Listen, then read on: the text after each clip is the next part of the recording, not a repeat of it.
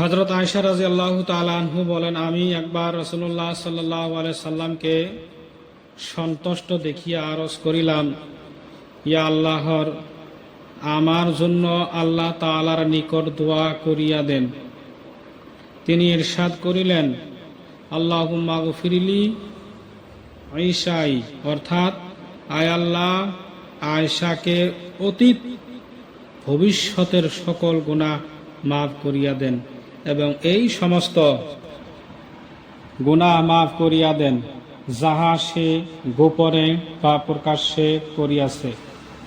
এই দোয়া শুনিয়া আমি আনন্দে এই পরিমাণ হাসিলাম যে আমার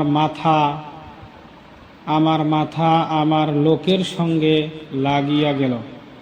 রাসূলুল্লাহ সাল্লাল্লাহু আলাইহি সাল্লাম ইরশাদ করিলেন, আমার দোয়ার কারণে তোমার কি খুব আনন্দ হইতেছে? আমি বলিলাম, আপনার দোয়ার কারণে তো আমি কেন আনন্দিত হইব না? তিনি ইরশাদ করিলেন, আল্লাহর কসম, আমি এই দোয়া আমার উম্মতের জন্য প্রত্যেক নামাজের মধ্যে করিয়া থাকি।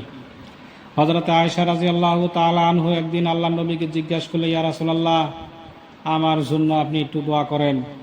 রাসূলুল্লাহ সাল্লাল্লাহু আলাইহি সাল্লাম হাত বাড়াইয়া বলে যায়, আল্লাহ আমার আয়েশার আগে পরে যত গুনাহ আছে সব গুনাহ তুমি মাফ করে দাও। এই কথা শোনার সঙ্গে সঙ্গে আয়েশা একটা হাসি দিল। আল্লাহর নবী বলছে যে, আয়েশা হাসোকে, আমি দোয়া করার বদলে তুমি হাসো? ইয়া রাসূলুল্লাহ, অবশ্যই, আমি তো এই দোয়া সব সময় আমার উম্মতের জন্য আমি কইরাই থাকি। সুবহানাল্লাহ।